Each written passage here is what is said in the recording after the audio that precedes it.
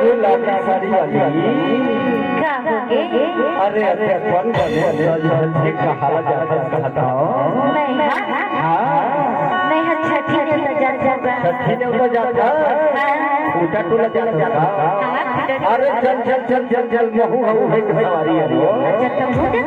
अच्छी एक तो बता अरे कौन टहले आवाज खाता हाँ मैं बिलास से ले आता तब तो बोला लगे हमारी उठा टोला जरियारी सीढ़ी आसपास सीढ़ी दिखा था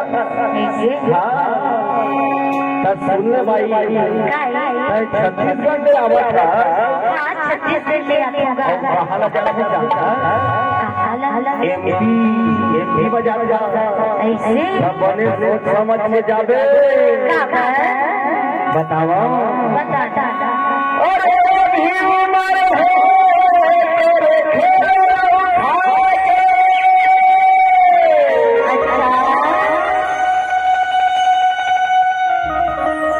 अरे भी उमर है नहीं है मोरे रानी खुला टोला जाए थोड़ा थोड़ा प्यारी एमपी के टूड़ा मरना अरे गजब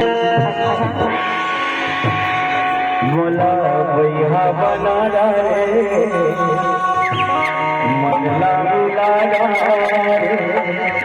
माया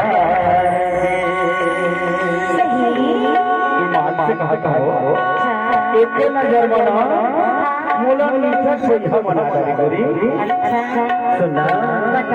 ये चली गले वाली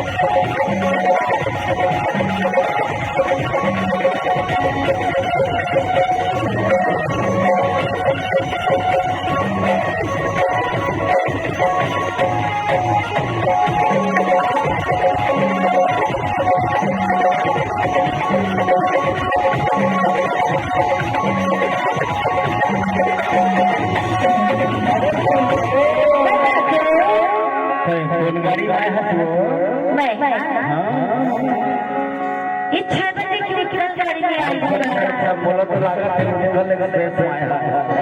तबे तो रास्ता लगातार में चला अरे सुन तो ये नई रे